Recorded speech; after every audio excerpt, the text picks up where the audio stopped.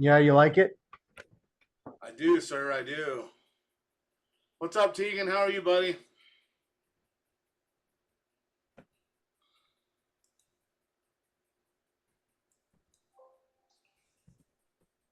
I think he might have us muted because he ignored me earlier too. Yeah, he's probably sitting there writing contracts or sending postcards or something to get more listings. I can't believe he even has enough time to show up for this. Blah, blah, blah. I'm back. And no, I'm scanning offers and probably buying another house. Nice. What are you buying this time? A small little investment home. It has renters in it and it's got an agreement worked out with the hospital for their traveling nurses. So Oh, they'll pay me all year. And the guy's looking to sell it. So I told him I'd buy it contingent upon that. nice. Is that it's all furnished and everything, and then the nurses just come in and live there? Yeah. So down here, that's like 3 grand a month. Yeah, What I is it think there? it's itty fucking bitty. It's barely 900 square foot. So I think we're getting 12 for it. That's okay. I mean, 12 is not a bad. It's a what? 2 bed, 1 bath. Yeah, two bed, one bath with a larger living area. And what are they asking for it, or what are you thinking you're gonna buy it He for? thinks it should be about 130. I'm gonna shoot him 90 with realistically wanting to close below 100. Which, like I said, it's really small corner lot. The big things are done. Electrical panels only a couple years old. Roof's only a year and a half old. So I just have little repairs, but if it pencils out, if not, I have a lady that'll buy it. So I'll Gotcha. win either way. Nice. Right on. Cold. How'd you do with your ladies? Did you get them under? You got them all under contract and everything for the listing? Yep, got him under contract. Got him that amendment, so it's delayed until we can get the photographer out there, get him a good entry to the market. Okay. Yeah, and Tegan will tell you this too, but yeah, anytime you're gonna go, make sure you're 100% ready to go. Right, photography's all done, whatever videos are done. Right immediately get all your whatever ads you got going on. You only have a couple of days to make a huge impact, right when it hits the market, and you just want to make sure that everything's there. I don't think Tegan does it up there. I don't recommend coming soon's down here.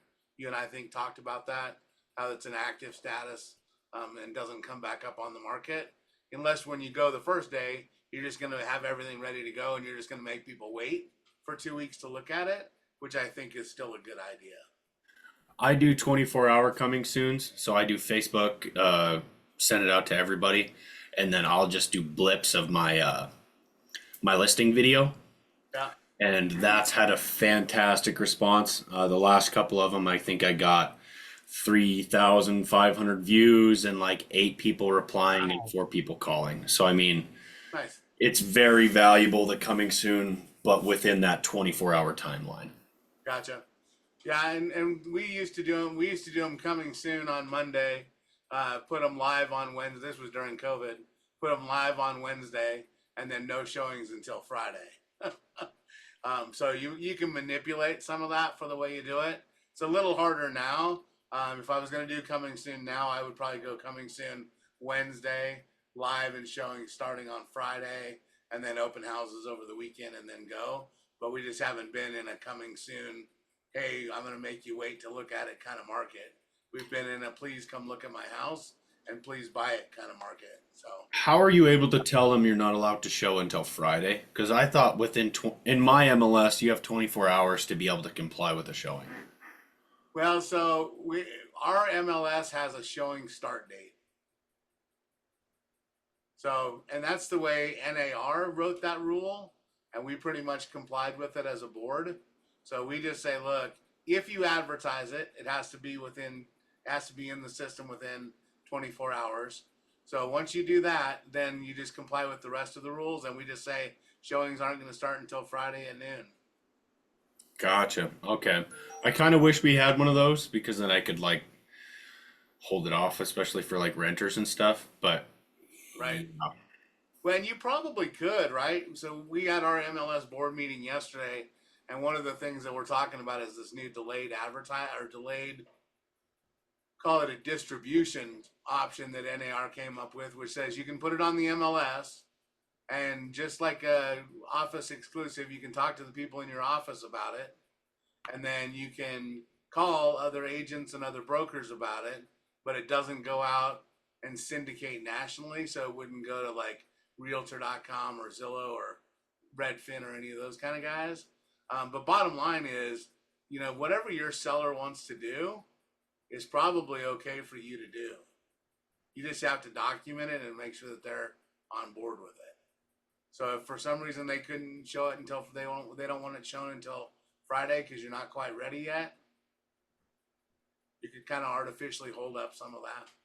yeah, I just know our MLS, we have so I have to be able to show it within 24 hours. So if you call me and say, hey, I want to show 123 Main Street tomorrow at 3, but it's 5 o'clock, I can say we can show it tomorrow at 5, but anything after that, if I keep pushing it after, uh, it's not in compliance with it.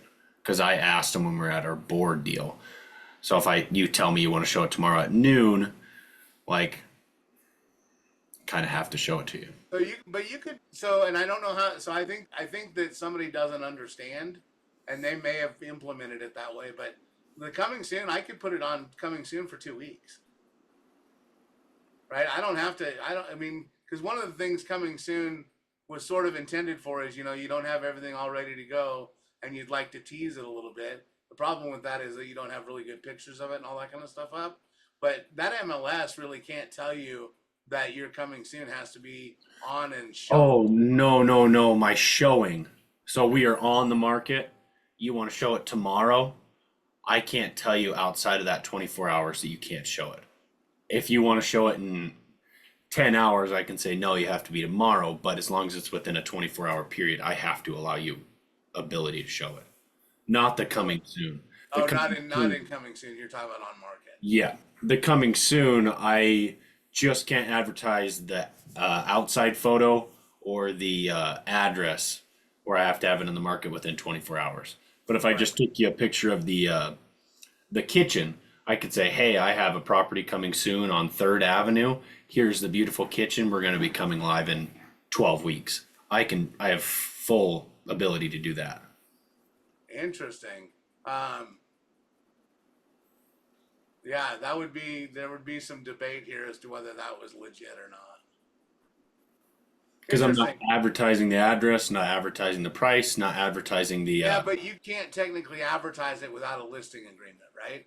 I'd have So it. I'd have it signed today, that's okay. So you have a coming listing live in agreement. 12 weeks.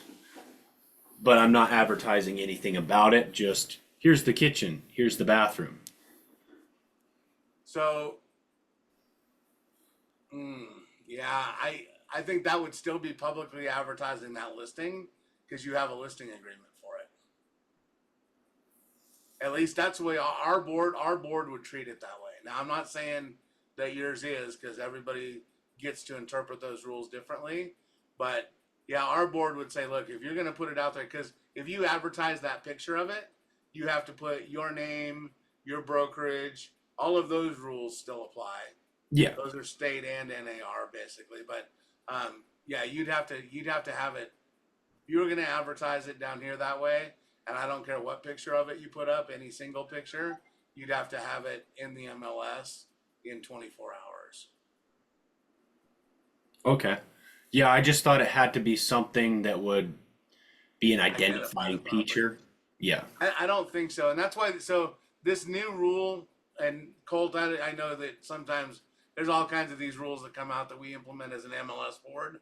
So, and that you may not know what this one is yet, but this one that's due on September 15th, Tegan, is they're calling it delayed advertising, basically. But basically, they're saying that you can take an office exclusive listing, not put it out on the internet, but still call other brokers and other people that you want. So it would kind of give you a situation like that, where if you had a listing that was coming up in 12 weeks or whatever, and it was taken as a delayed broadcast or delayed internet kind of listing or advertising, that you could call me about it, you could call another broker about it, call as many people as you want one-on-one and say, I got a house for sale. I don't know why you'd want to do that, because it would seem to take up way more of your time than just putting it on the MLS, unless it was some really good deal, I guess, that you were shopping around and you had specific people, but then you're probably not doing the customer the right thing by putting it and not giving it exposure. So I don't know what the advantage is, but yeah, you don't have to have anything that would identify the house. If you have a listing agreement and advertise it, you'd have to have it on the market within 24 hours, and or you could not advertise it and just keep it for 6 weeks in while you're doing your other shit. So you're saying, so this is all Wyoming. So I have my listing, I have it signed. It's supposed to come active today, but not on the MLS. And I can just call any other broker at Berkshire Hathaway and say, hey, 123 Main Street, 3-bed, 2-bath, 350. Come Yeah, on. you're gonna have to put a clause in, like the delayed listing ones and stuff that we have now, that'll kind of explain it. But yeah, and I don't know, maybe in your town that's an advantage. I don't know why I would want to just take and trade all my time to having to pick up the phone and making phone calls and only touch the 12 people that I call or whatever the number is. Yeah, because it would be kind of an advantage here. So I do talk to all the brokers pretty regularly and say, hey, do you have anything coming soon that's going to be 2-bed, 1-bath, 3-bed, 1-bath, whatever, in around the 200 to 275 range, and ask those all the time. So I typically know what buyers are shopping in whatever area. So like, hey, it's coming live tomorrow. This is what it's going to be, 3-bed, 2-bath, blah, blah, blah. But if I can do that earlier, like, hey, this is coming live in 10 days. Do you want to come look at it? It's coming live to the MLS, but it's active. Then I could have everything advantaged before it even gets to the MLS. Interesting. Yeah, I mean, yeah, we're gonna vote on ours on the 28th of August, and then it has to be implemented by September 15th. So I'll let you know what our version is, and then we would just have to talk to your MLS board, or you'd have to talk to your MLS board up there, or Kevin possibly, or Rich, and find out what version of it they put in. It's voting on statewide. It's not. It's everybody's gonna vote on. Everybody's gonna do their own thing by board. I think Casper MLS, Wyoming MLS already has it in place. Ours is gonna get voted on the 28th and be in effect on the 15th of September. And then I don't know about Northwest right there. So Okay. Yeah, I'll give Kevin a call. yeah, and I'd be curious to know what their is. He on the MLS board up there? Do you know? No, I think Rich is, but Kevin knows everything. Right. Yeah, I might talk to Kevin about it before we get ours voted on as well. Okay, so the only thing we were going to go over today was all the addendums and amendments and everything. And I'm not going to treat you like you're a dummy, Colt. So I know that you've already told me what amendments and addendums are for. Give me an example of when you would use an addendum on a listing agreement. So if, for instance, you forgot to include that they wanted to delay the listing and in the listing contract, but they did, and you need to push that over so you have it in writing so they don't have ammunition against you if things go poorly. Fair enough. And yeah, and you could probably do that on an addendum or an amendment, right? Because if you didn't put the delayed listing in, then the listing contract says, I'm going to list on this date. It's good until this date, and you're good to go. An amendment would change that, because it would change that structure at the top. An addendum would be adding that entire clause that says, hey, we're going to delay it. We're not going to go live until such a date. Or maybe an addendum would be that you didn't put that advertising clause in the first one, and you're going to add it into the second one. Specific addendums and amendments for each one of the categories. So contract to purchase, exclusive right to buy, and exclusive right to sell seller agency. So make sure you use the correct one just so that they're all labeled right for what goes on with it and that they get in there. Tegan, I'm going to ask you this, and then Colt can say, dude, that makes 0 sense to me, and then it won't be me. Tell him how you use the inspection, let's call it the ICN, because we like acronyms, the inspection contingency notice. How do you use that, bud? So I outline everything that came back that they'd either like repaired, the amount of money that they'd like negotiated off the purchase price, or the amount of money that they'd like to receive at the time of closing. So if they just want money at the time of closing, it would be for the necessary repairs of XYZ, we want $5,000 at the time of closing, or $5,000 off the purchase price, or we want XYZ repaired, or any metric of all three of those. And we Okay. want it done within X days. Have you looked at that piece at all, Colt? I don't think so, not specifically. I'm pulling it up now, but I'm gonna pull up one. So I just want to make sure. So this is it's a really flexible document. It is not like counter offers where it scoops up everything that came along with it prior. Every one of them stand independently.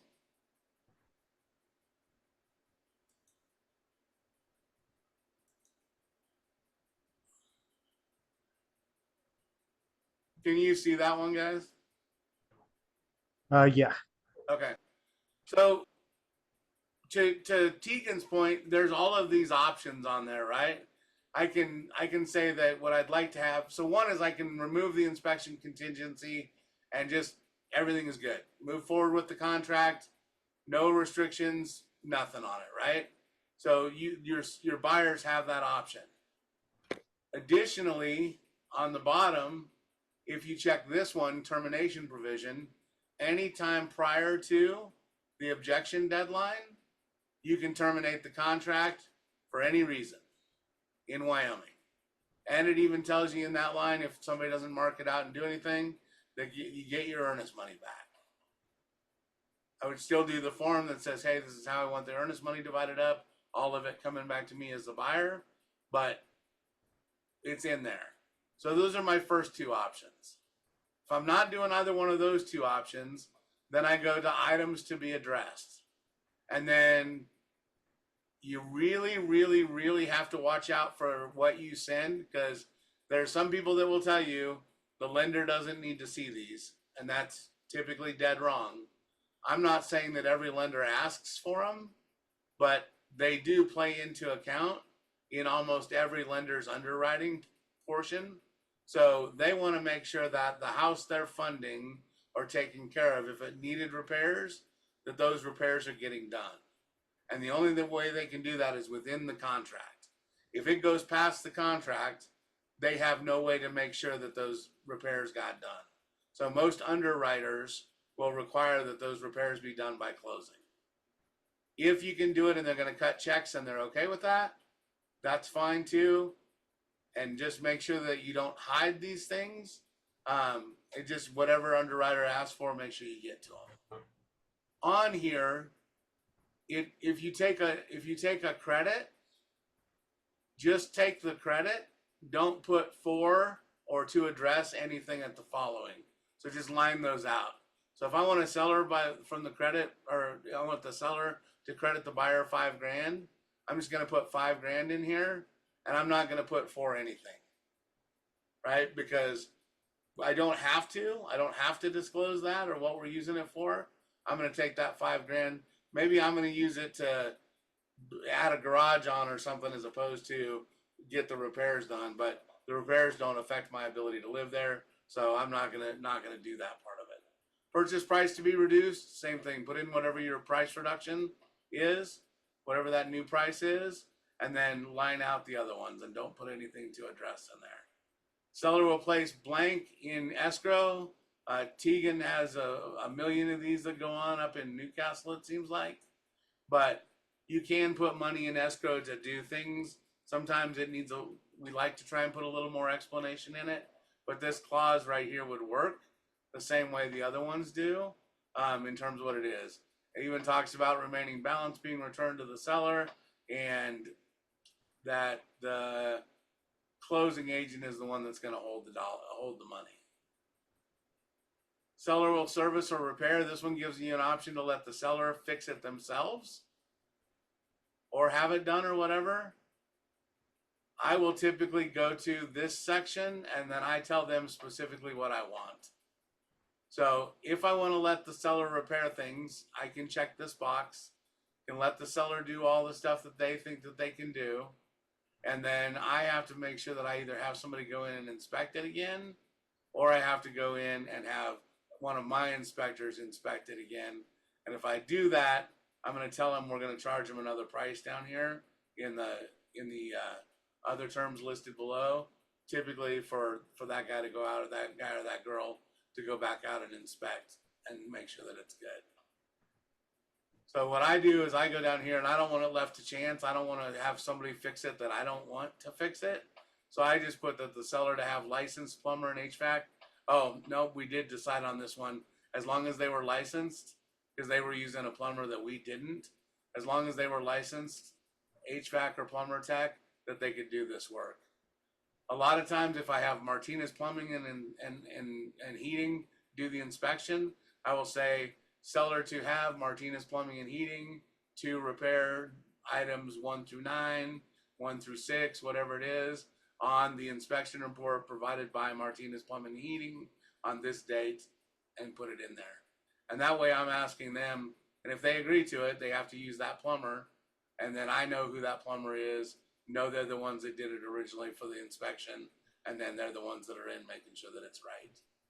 And some only have municipality licenses and some don't have anything for county. So keep that in mind, Colt. If there's something that you're selling within a county that doesn't have any licensure, some of them might not be licensed in that area. So I just put insured and bonded.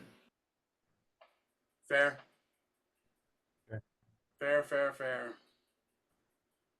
And then, like on this one, this was the one we sent over to them. And they said, no, we don't like that one. So, and it's going to be very close to it. This was the final version. Sometimes you'll go through 2 or 3 or maybe 4 of these, depending on how much conversation you have, Colt, outside of it. If you can kind of hash things out and then put it in writing, it a lot of times makes it a lot easier. Or if you like call them and you get a feel for it and say, hey, you know, how are you guys feeling? What do you got? Tegan typically knows what his folks will pay and has had conversation about what other folks are asking for, or vice versa. And I typically do the same thing. Before I write the first one, I kind of know where we're at. So usually I can get 1 or 2 of these and we're done. Okay. This one, she actually responded and just said, hey, look, we'll have Martinez do the things that you asked for originally.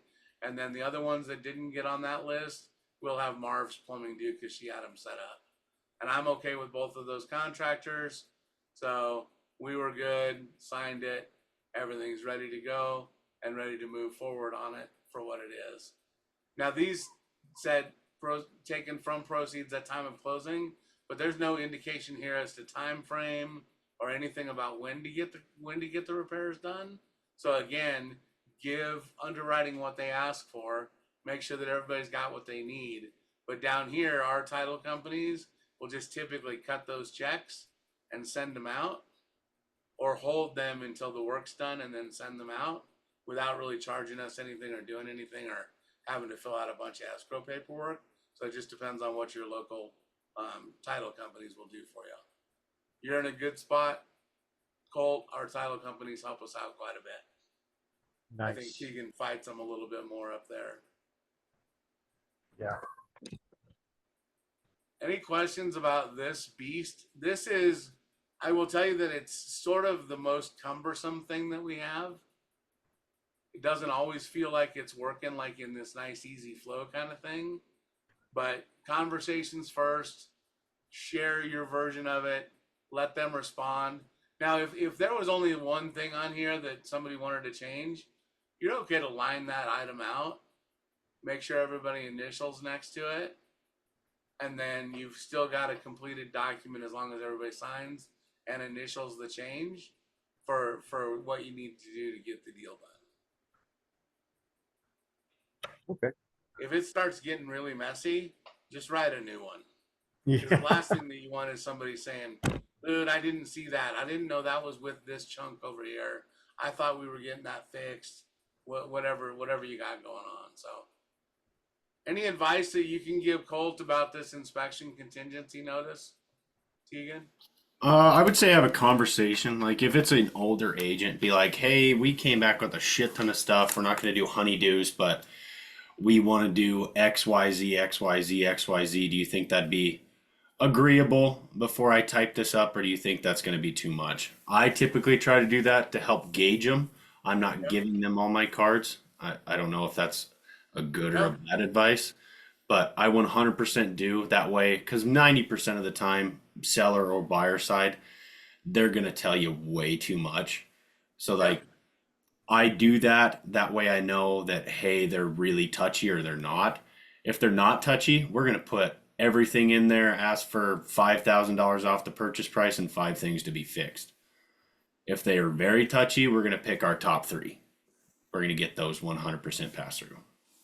Well, and I don't know what you do up there, Tegan, but I tell anybody down here, I said, typically, on average, we can get between 1,000 and 1,500 in repairs covered anytime.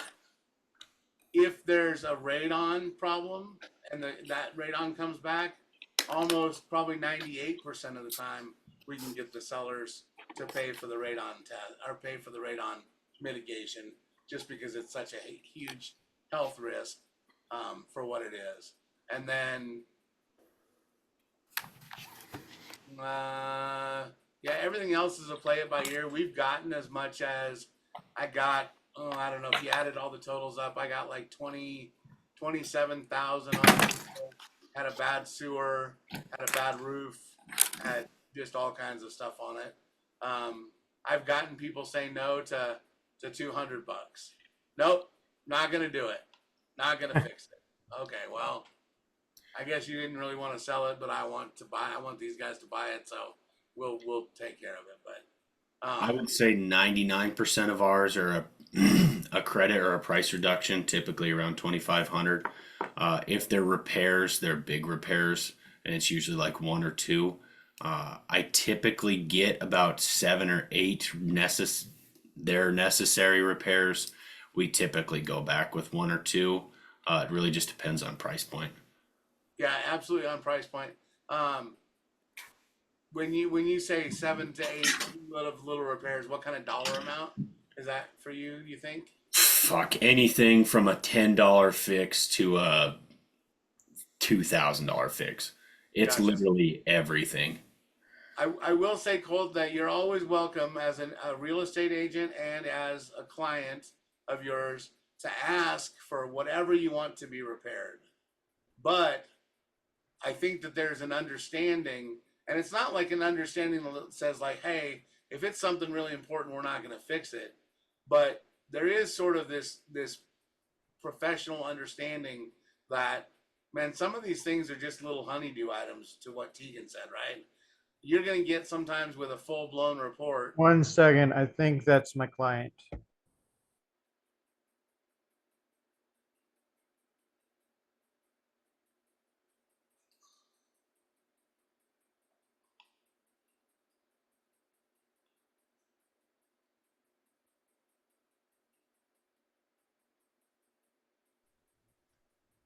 Sorry, go ahead. No, that's okay. We were gonna mock you while you were talking to her. Dude, Yeah. you're so new. You don't know anything about the crap you got going That's what the mute button's for. It's okay. You can do whatever you like. on. Okay, yeah. So just a little bit of an understanding that you cannot get typically $8,000 worth of repairs done on a $130,000 house, right? Yeah. So inject some of your reasonableness in terms of what you're asking for. Some conversation about look, it's a used house. There are things that are not going to be perfect on it. We probably can't get everything fixed. Ultimately, at the end of the day, it's still their decision what they want to do. But you're trying to get a deal done. You're going to get experience in the market that you're working in about what kind of things you can get fixed, what you can do, what kind of market it is.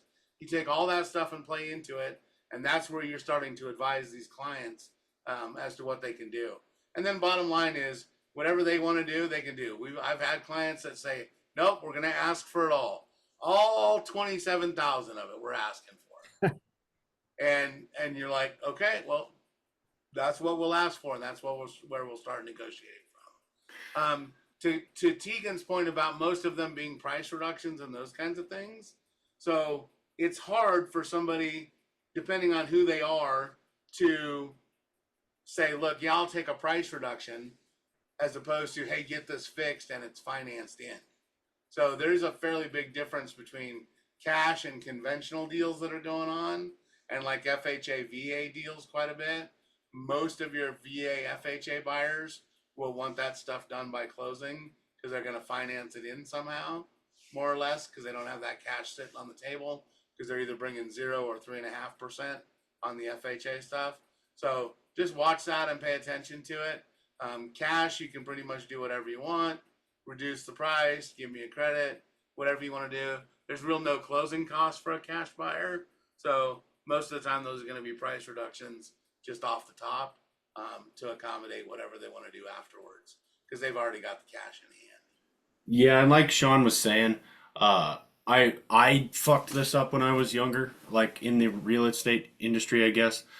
You can really, really offend an agent by putting a lot in here, and you can really, really offend a seller. So before any buyers, like I go through it, like, hey, we want to offer on this one, I walk through it with them, be like, hey, do you see anything that might stand out to you that you'd need repaired? And then that kind of prompts me to that conversation. Like a lot of these things that you're seeing are super, super easy. Like it's 10 minutes on YouTube and you can do this. Do you really think that you want to negotiate this into a deal and risk offending them and screwing yourself on price? Or do you think that you want to just kind of put this together? It's going to be super light and easy. And then over the course of 5 years, you can repair these slowly and just have them understand that this can really screw a deal up. So just be super light on it. Obviously, if the market changes, you can have this conversation a little different. But the market I'm in, if I put anything more than 5 in there, there's a 90% chance I either offend the agent or I offend the buyer or the seller. So just kind of keep that in mind too. And the only two things I would say to that is, one is, man, I do not care if I offend another agent because they shouldn't be offended. Because to me, it's my job to manage that other side. So for me, I'm going to pick up the phone, and to Tegan's point, he talks to all these guys too, right? But I'm going to pick up the phone and I'm going to say, hey, you know what? Here's the deal. I know it's going to be a shock to you when you see it. It's a 48-page report, and we asked for $10,000 worth of repairs. Okay, it's a starting point. My folks wanted to, disclose that to you and have this conversation with your buyers or whatever. But because you got to cushion that blow somehow. Because to Tegan's point, that they're going to react in some way, shape, or form, and a lot of times it's going to come from the seller through the agent right back to you in terms of a, hey, no freaking way, whatever the case is. So just have the conversation, understand that there is a chance that you could offend. It's the same thing when we make offers, right? If we make a lowball offer, there's a chance that we could offend somebody out there. We're probably calling ahead of time saying, hey, I know this is in the low range, but my folks are really absolutely interested in the property. They really wanted to make an offer. This just is where they're at in terms of what they think the value is and what they got going on. So we wanted to make sure we got it over to you for your consideration, right? I don't have to tell them that, hey, yep, nope, it's a lowball offer. Yeah, we know it. Yeah, no, I told them we wouldn't get it because we can't sell our clients out like that, right? So we've got to support them. We've got to make sure that we're not sharing anything that damages or hurts their position, but we can give them advice based on what we see in the market, what our experience is, and what we're capable of doing based on what's going on at the time. So Any other words of wisdom on that, Tegan? Go through the report with them, Yep. like line by line. And if you see anything that's going to hit on the appraisal, because 99% of the time your inspection is going to be before the appraisal, I'd put those out top first. And if you haven't met an appraiser, buy them coffee, do everything you can, get little handouts like this that'll say, like, this is what we're seeing in your area. Kiss some ass, because they are great people to have in your back pocket. And I'll tag on that too. Yeah, appraisers. Some agents think appraisers are not on their side, not on the same side, and it's just not true. An appraiser is working for the bank or the lender, not specifically working for the buyer or the seller or the seller's agent or the buyer's agent. And they're there to protect the lender or the bank investment in that property and make sure that value is good and that it's in good repair. And people will tell you all the time, if you get a VA or an FHA loan, they're going to call out peeling paint, and if it's conventional, they won't. And it's, again, just a misconception sometimes, because an appraiser that sees peeling and chipping paint or a bad surface that will allow water in can write that up just as easily for neglected maintenance or deferred maintenance, because it damages the asset as much as an FHA or a VA person can. So I don't think there's any difference in VA or FHA. There's some guideline stuff on the other side, but in terms of an appraisal, everything that's possible to be written up on a VA or FHA is available to be written up on a conventional. Sometimes they're a little more lenient on it, but yeah, it's just, appraisers are awesome people to have in your corner, on your side, and that you can pick up the phone and dial. I got to head out, but we'll see you guys later. All right, take care, bud. All right, what other, so we looked at the addendums and amendments. We looked at the inspection contingency notice. I know you haven't written a counter offer yet, Yeah. but have you looked at the counter offer pieces at all? Yeah, I have. I was looking through a lot of stuff the other day, getting ready. Any questions about the counter offer? You said something about the counter offer just pulling in all the information from an offer. Yeah, so okay, let's open one and look.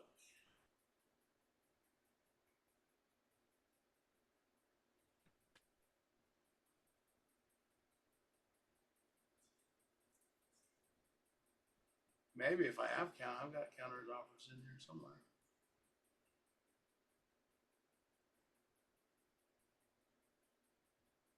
Okay, so this is counter offer 1.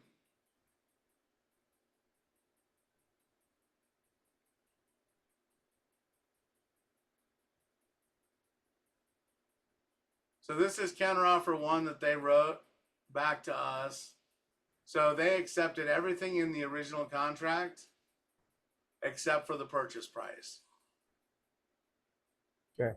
So purchase price to be $415,000. I think we offered them $409. I'd have to go back and look at the original. And then they counter offered us back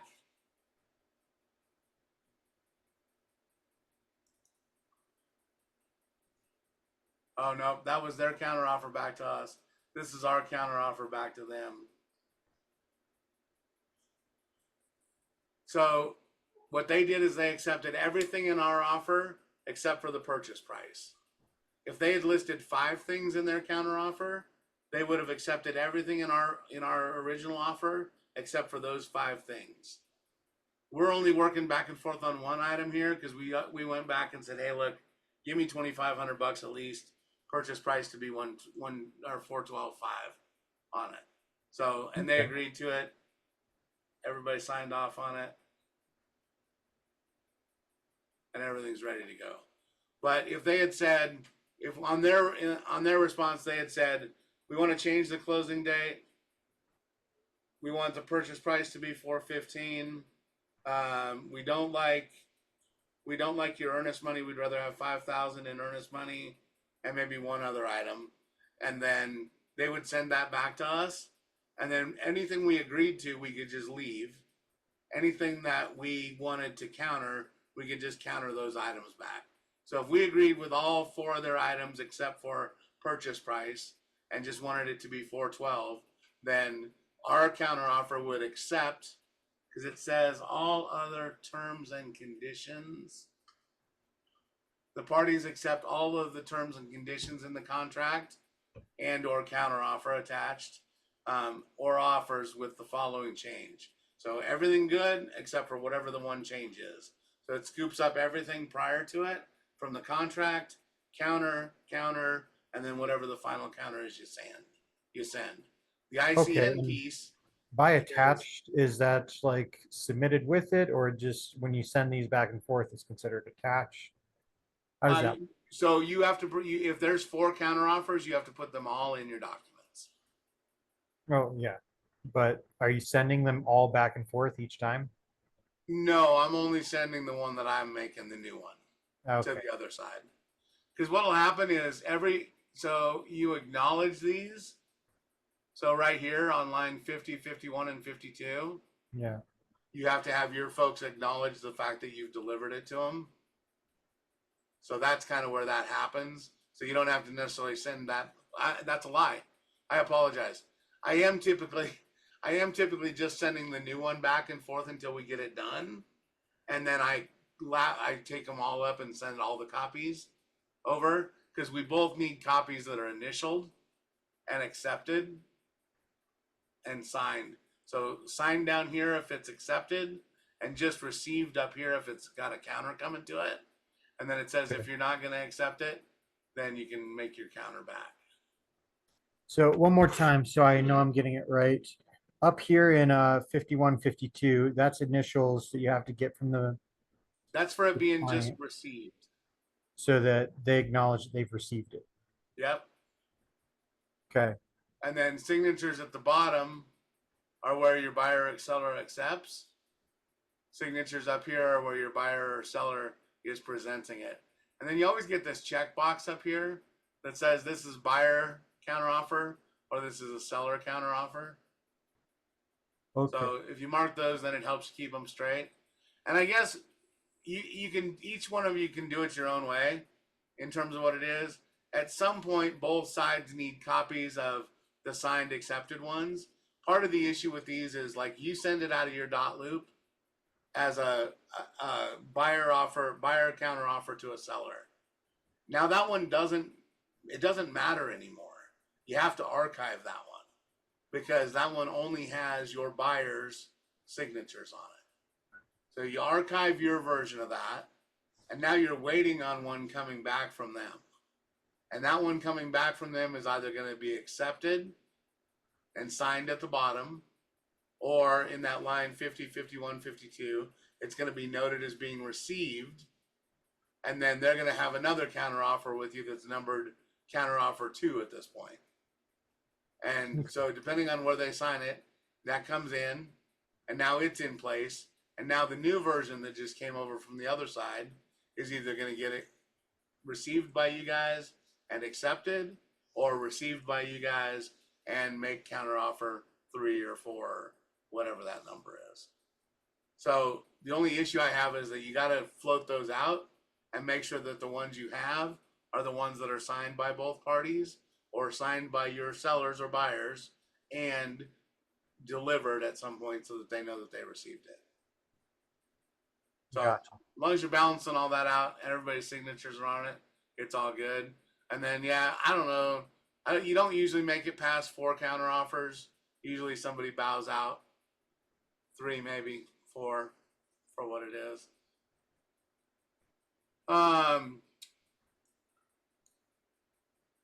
How long had that for sale by owner been on the market? Um, only about 12 days. Wow. So you got them convinced early that you should sell it. Yeah, I'm trying to snipe them at about 10 days because it's long enough for them to say it's been out there for a week. It's you know, when the doubt trickles in. Yeah. Um, did you raise the price when you listed it, or is it listed at what they had it listed for?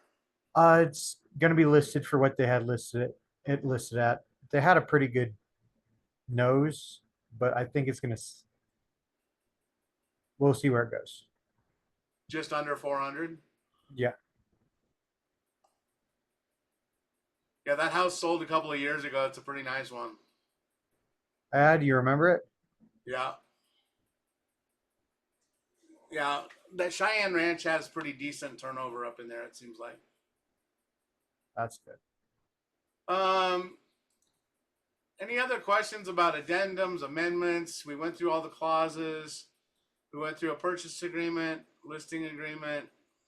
We went through buyer agency and seller agency. No, it's so the seller agency, I was digging through and for this guy that wants to hire me as an intermediary, really, I Uh huh. found another contract buried that it's hiring me as an intermediary. There is an there so there's an intermediary contract Yeah. if you want to So list as an intermediary, but even as an intermediary, I mean the only thing that you can't do is advocate or make recommendations to him.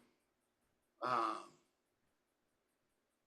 I still think you'd have to. I mean, you'd still have to limit what you're trying to do or what he's paying you to do. I think so. You yeah. just have to come up with that language. But you could do one as an intermediary if you wanted to. Well, I had one cooked up. Do you mind if I share my screen and show you? Yeah, give me just a second and I'll shut mine off. Sure.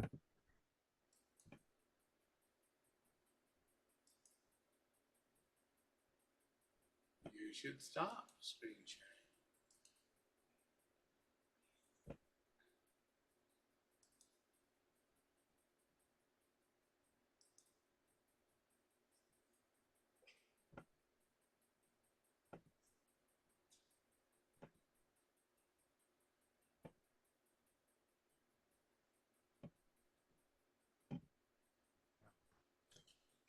So what I put in the additional provisions, uh, is this here, the seller agrees the broker is being hired for an intermediary and will not advise or promote the described property beyond posting the property to the MLS. Any additional services are to be renegotiated in an addendum.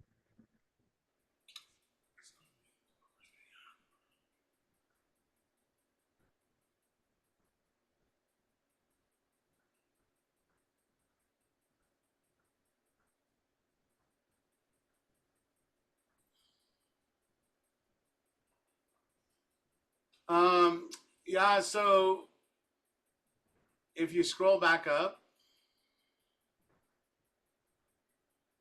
Where are we going? um, up higher. Stop right there. Scroll down a little bit.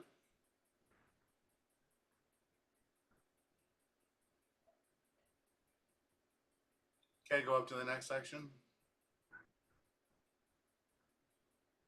Higher. Okay. So interesting. Authorization and agency, and they didn't change that. That's funny. So I never look at these intermediary contracts because we just don't. I don't. Intermediary has a very specific, a couple of places where it works well, um, and others where it just doesn't. Um, this one actually is not a bad place to use one, but you still have all of these duties in here, right? So grants the broker an exclusive right to sell such property within said time at the price and terms. So you get that part. Seller hereby acknowledges that broker and broker salespeople are acting as intermediaries in the transaction. Intermediary assists parties throughout the transaction with communication, contract, And so as you see red.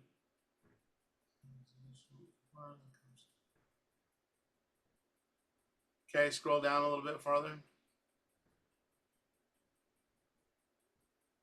Just want to make sure I don't miss where any of this starts.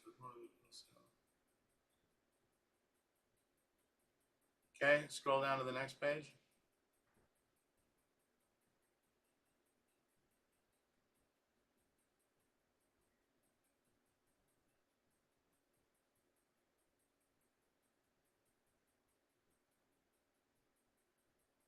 Okay, scroll down to the next page.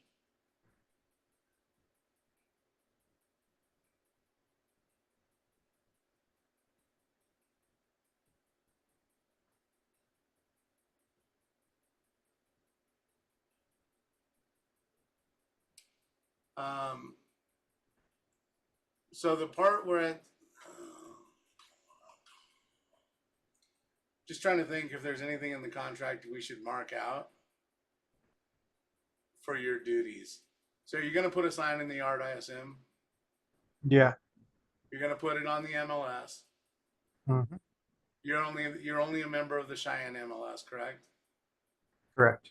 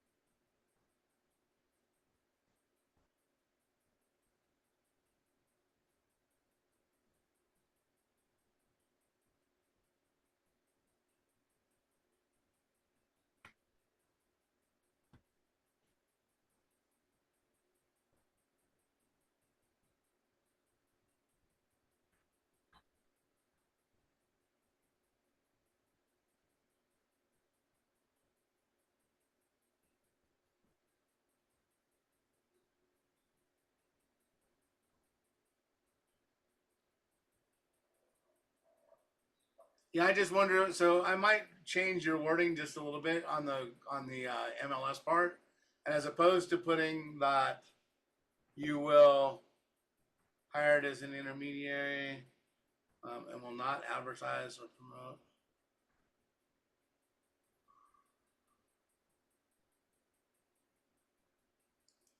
Because you're gonna put a sign out that's promoting it. Okay. So I might just list. I might say, hey, because I want to put a sign in the yard because you want that, right? Do you want? Are you gonna do Facebook advertising for it for you? I know I'm not. He's dead set that that's newfangled technology he don't need. And if I was going to do more advertising, I'd want to be hired as a buyer's agent, which I have another Well, contract well, for so him. But we had talked about you doing something like this though, and just taking advantage of then having another listing up that you can promote because yeah. you can get some traffic on that side, right? Because what you're really trying to get out of this, you got 2% on it, which is great, but then you're trying to get some more buyers and sellers, right? Well, I'm not going to get 2%. I'm going to get 0.5%. You're gonna get 0.5%, you think? Oh, you on your side. Yeah, me on my I side. didn't look at that part. I apologize. No, it's okay. Yeah, he wants to pay $2,000 to put it on the MLS is what he wants to do. And I've Gotcha. got the other listing that I've already got locked down that I'm going to go full tilt with. So this one kind of loses its value in that regards. Gotcha. And where's this guy? Where's this house at? This is on, oh, it's on here. It's on Mountain Road, right next to the office, actually. Gotcha. So Century, yep. So Century West subdivision, yep. Um, yeah. So great subdivision, great area. Good. What's the price point on this house? He's wanting 400-ish,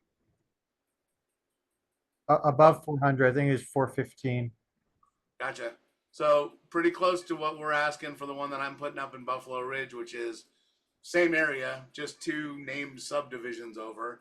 So it's just off a ridge between the office and Ridge right there. Yeah. And we're gonna go 395. It's just a good price. It's a good price point.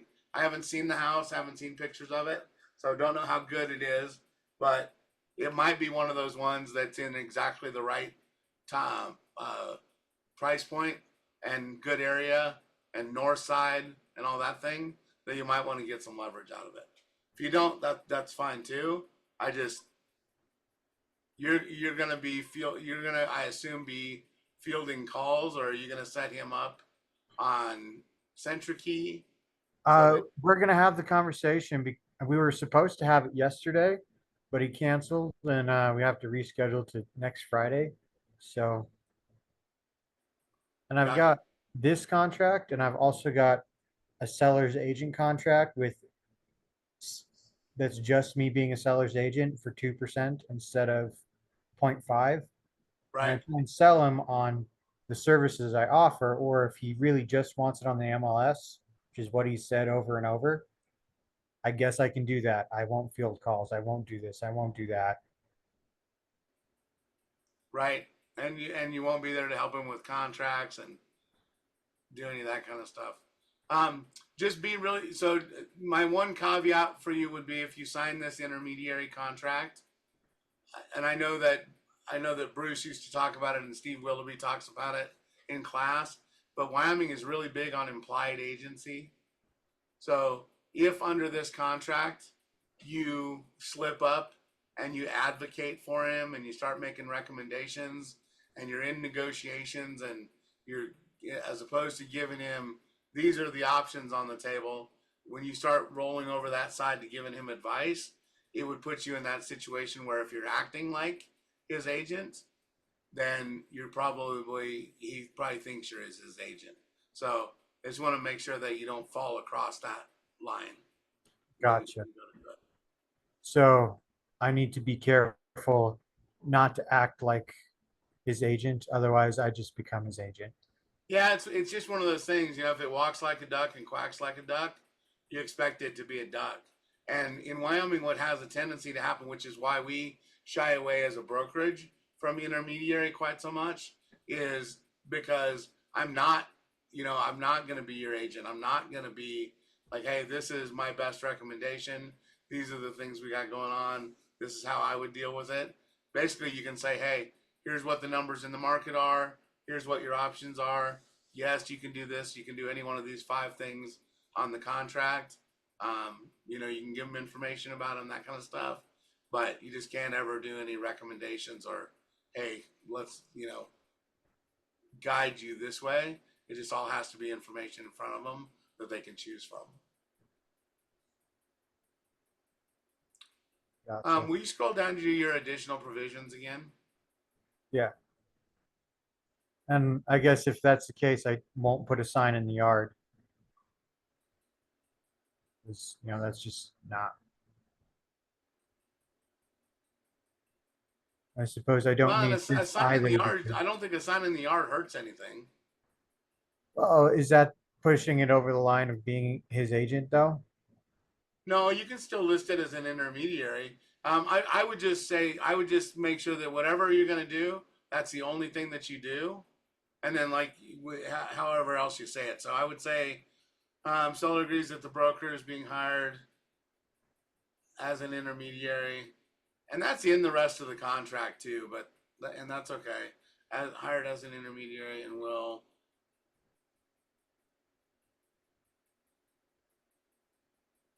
only play. I guess then I would just put maybe only place a sign in the yard and list with the Cheyenne MLS listed on the Cheyenne MLS. And then if you want to leave your not advertise or promote, you can just put no other services will be provided Mm. unless agreed to by both parties. in an addendum to this contract.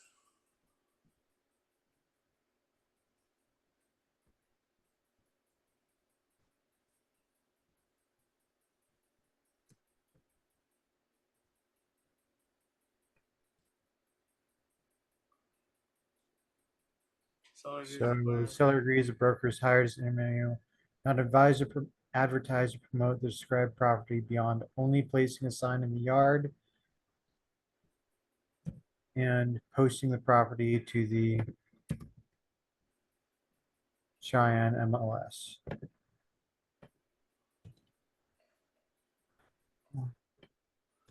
No other services will be provided unless agreed to by both parties in an addendum to this contract.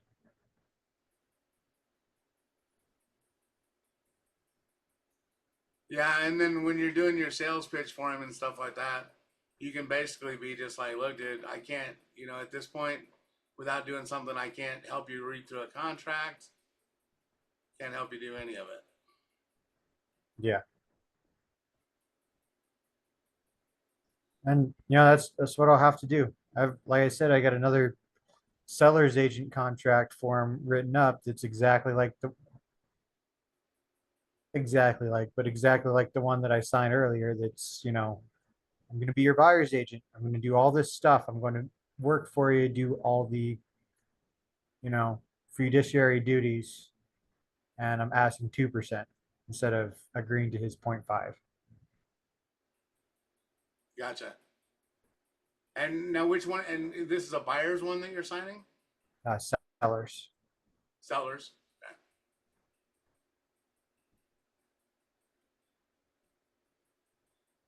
And yeah, and like I said, this compensation thing, as long as it's all disclosed and everything's in there, then you can do whatever you want. Okay. And I see that you told him that if you worked with a buyer or an unrepresented seller, you'd take your 2.5%. Yep. Okay.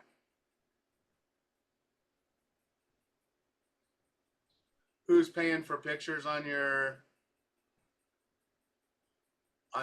for sale by owner? You are. Yeah. No, I'm paying for everything to get them up to that point, and I put in the clause that, Yep. if they Cool. decide to divorce me, I get my investment back. Who's gonna want to divorce you? I know I'm way too pretty for that. A pretty man. I'm a pretty man. I am though. I don't got your charisma, so I got to make up for it somehow. I don't know, dude. If you want to be, I'll trade you old and fat for no charisma. How's that? Because I think you got enough charisma that you're all right too. Oh, well, thank you. Yeah, no, it looks like you're doing great. Nice job talking to folks. Nice job not being afraid to work your way into some situation. Once you get rolling, you can start getting some things like that. Hopefully, you start picking up some referrals from those guys, some things that are in there, right? They say every listing, and I don't remember the exact NAR part of it, but you should get one referral from the listing. You should get one listing from a sign call, and probably one buyer from sign calls or whatever. So Yeah. nice. Well, I'm hoping. I'm running out of money over here. Fair enough. But Yeah, it's hard until you get that first deal in the bank for sure. I'm probably going to go and hit the streets now and try and scare up some more traffic. Nice. Are you door knocking or what? Well, I got a neighbor who I eavesdropped on him and he's renting his house. So I'm going to talk to him why that's a bad idea. Yep. Even in this market, it's not yeah. Especially if you get an FHA or a VA right now at 575. 575 is what it's dropped to. Is that what it is? I don't know. I haven't looked this week.